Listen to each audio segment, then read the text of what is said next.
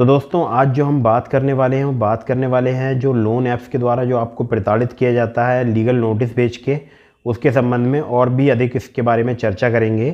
तो असली legal notice कैसा होता है और जो ये फेक लीगल नोटिस भेजते हैं ये कैसा होता है, इसी के संबंध में हम आपसे बात करेंगे।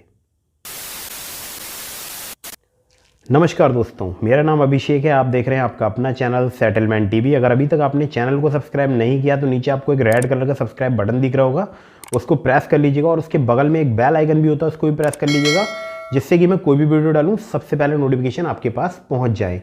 तो दोस्तों बात कुछ ऐसी है कि बहुत सारे लोन ऐप हैं जिनसे आप लोन ले लेते हैं बहुत ही कम टेन्योर के लिए, मतलब 15 दिन 7 दिन का टेन्योर होता है जो आपको लोन दे देते हैं और आपसे बहुत अधिक ब्याज वसूलते हैं। और जब आप उनका अमाउंट पेड नहीं कर पाते हैं तब वो आपको बहुत ज़्यादा मेंटली हैरेसमेंट करते हैं, आपको परेशान करते हैं।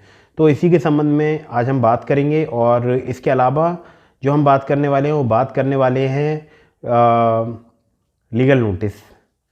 तो सबसे पहले बात करते हैं लीगल नोटिस के संबंध में। तो देखिए सबसे पहले मैं आपको बताऊंगा कि असली लीगल नोटिस और डुप्लीकेट लीगल नोटिस क्या होता है।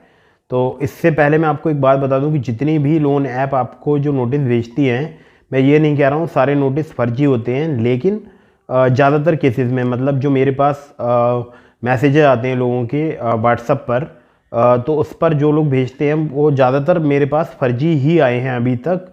मतलब अगर मेरे पास 100 लोगों ने वो लीगल नोटिस सेंड किए हैं कि मतलब सर मुझे ये लीगल नोटिस भेजे गए हैं या अभिषेक भाई मेरे को ये लीगल नोटिस भेजे गए हैं, तो उसमें से 99% लीगल नोटिस, और मैं बोल सकता हूँ 99.99% लीगल नोटिस फर्जी थे। तो अब आप पहचान कैसे करेंगे कि ये असली है या नकली है? तो सबसे पहले मैं आपको असली लीगल नोटिस दिखाता हूँ। ये रहा आपकी स्क्रीन पर। तो इस लीगल नोटिस को आप अच्छे से देख लीजिएगा। अगर आप चाहो तो वीडियो को पॉज भी करके देख लीजिएगा और ठीक से देख लीजिएगा कि लीगल नोटिस कैसा होता है। तो अभी मैं आपको दिखाता हूँ जो फर्जी लीगल नोटिस हैं, वो कुछ स्क्रीन पर मैं आपको दिखाता हूँ, देख लीजिए। तो देख लिया आपने। तो ये जितने भी लीगल नोटिस हैं ये वाले फर्जी लीगल नोटिस हैं। तो अब असली और नकली की पहचान मैं आपको ये भी बताऊंगा। देखिए, जब भी आप कभी लोन अवेल करते हैं किसी भी लोन ऐप से, तो वहाँ से आप डिमांड कीजिए लोन एग्रीमेंट लेटर की। बहुत सारे पहले ही दे देते हैं आपके लिए लोन एग्रीमेंट लेटर, जो भी रजिस्टर्ड एनबीएफसी हैं। और मुझे नहीं पता, या मुझसे ये मत पूछना कि कौन सी रजिस्टर्ड है ऐप और कौन सी रजिस्टर्ड नहीं, मैं किसी का नाम नहीं लेना चाहूँगा। तो वो आप जब भी लोन आपको मिलता है तो आपको एक लोन एग्रीमेंट लेटर दिया जाता है, उसमें एनबीएफसी कंपनी का नाम लिखा होता है और जो भी एनबीएफसी कंपनी आपको लोन प्रोवाइड कराती है, और सिविल में भी उसका रिकॉर्ड अपडेट करती है।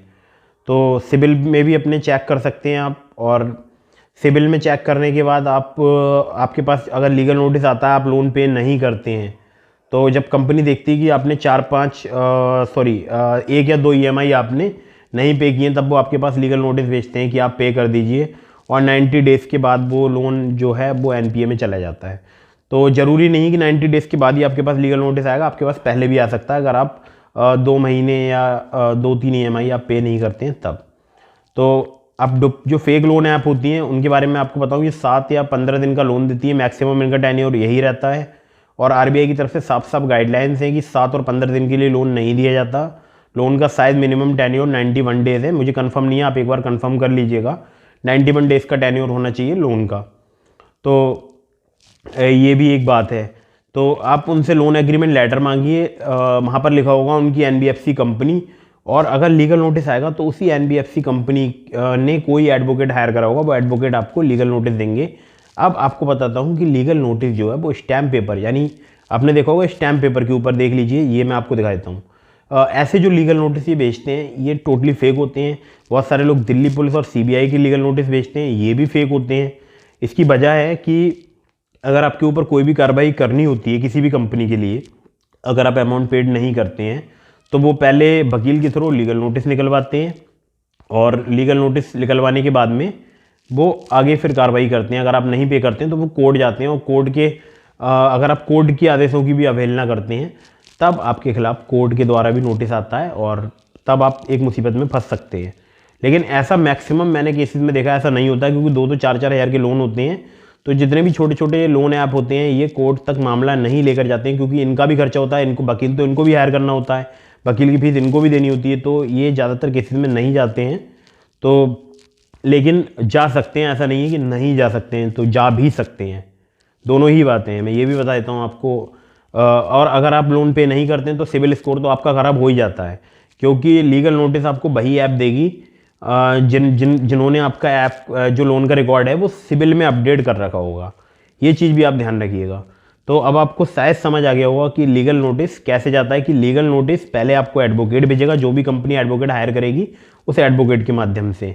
उस पर कंपनी का नाम मेंशन रहेगा, जो भी एनबीएफसी ने आपको लोन दिया होगा उसका नाम, और बहुत सारी उस पर मतलब टर्म्स एंड कंडीशन जो भी उनकी होंगी, वो जो भी धाराएं वगैरह वो या जो भी वो कहना चाहते हैं उस लीगल नोटिस के माध्यम से वो आपको लीगल नोटिस देंगे कि आप हमारा अमाउंट पेड कर दीजिए, अदरवाइज़ फिर हम अदर लीगल मतलब का एक्शंस की तैयारी करेंगे।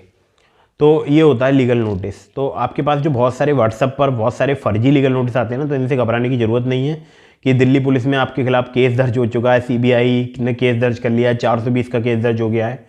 ऐसा नहीं होता है। हर चीज़ की एक प्रोसेसिंग होती है, मतलब हर चीज़ का एक तरीका होता है कि जो भी लीगल तरीका होता है वो ये होता है आपको कि पहले लीगल नोटिस सर्व किया जाएगा। हो सकता है किसी किसी केसेस में 2-3 लीगल नोटिस भी सर्व किए जाते हैं, तब कंपनी कोर्ट में लेकर जाती है केस के लिए। ये तब होता है जब अमाउंट बहुत ज़्यादा हाई होता है। कहीं कहीं पर सेटलमेंट भी हो जाता है, लीगल नोटिस के थ्रू सेटल भी करने की कोशिश करती हैं कंपनियाँ, या जो भी एनबीएफसी कंपनी जो भी बैंक होती है वो। तो लीगल नोटिस से घबराने की आवश्यकता नहीं है। अगर आपके पास लीगल नोटिस आ भी जाता है, मैं कहता हूँ वो रियल लीगल नोटिस है, तब भी आपको डरने की आवश्यकता नहीं है। आप ऐसा नहीं होता लीगल नोटिस आ गया तो आप जेल चले जाएंगे। बहुत सारा कार्रवाइयाँ और होती हैं जो कोर्ट के द्वारा प्रोसीडिंग्स होती हैं, कोर्ट में जाता है मैटर, फिर वहाँ पर भी आप अपना भी पक्ष रखोगे कि इन्होंने मुझसे ज़्यादा ब्याज चार्ज किया है, या मुझे इन लोगों ने ज़्यादा मेरे रिश्तेदार पे कॉल कर दी है, या वो सारे आप जब एविडेंस पेश करोगे तो ऐसा नहीं उनकी ही सुनी जाएगी, आपकी भी सुनी जाएगी। तो ये था लीगल नोटिस के संबंध में। और इसी तरह के इंटरेस्टिंग अगर आप वीडियो चाहते हैं लोन ऐप से जुड़े हुए, या बहुत सारे नॉलेजेबल जो भी टॉपिक हैं, या एजुकेशनल रिलेटेड वीडियो चाहते हैं, तो आप इस चैनल से जुड़े रहिएगा। नीचे एक वीडियो है डिस्क्रिप्शन में, मैं उसका लिंक दे दे रहा हूँ। कॉन्टैक्ट लिस्ट कैसे रिमूव करी जाती है लोन ऐप्स के तरफ से, मतलब जो भी लोन ऐप के पास आपकी कॉन्टैक्ट लिस्ट डाउनलोड है, कहीं कहीं पे ये ट्रिक वर्क कर जाती है, तो आप ये वीडियो देख लीजिएगा। मैं दावा नहीं कर रहा हूँ कि आपकी कॉन्टैक्ट लिस्ट डिलीट हो जाएगी उनके पास से, लेकिन मुझे एक यूज़र ने कमेंट किया है कि मनी बॉक्स से उन्होंने लोन लिया था, वहाँ से उन्होंने कॉन्टैक्ट लिस्ट अपनी रिमूव कर ली है, या वो इस परेशानी से बाहर निकल गए हैं। तब मैं आपको ये सजेस्ट कर रहा हूँ कि वो वीडियो जाके देख लीजिएगा। तो मिलते हैं किसी अगली वीडियो में, तब तक के लिए जय हिंद, वंदे मातरम।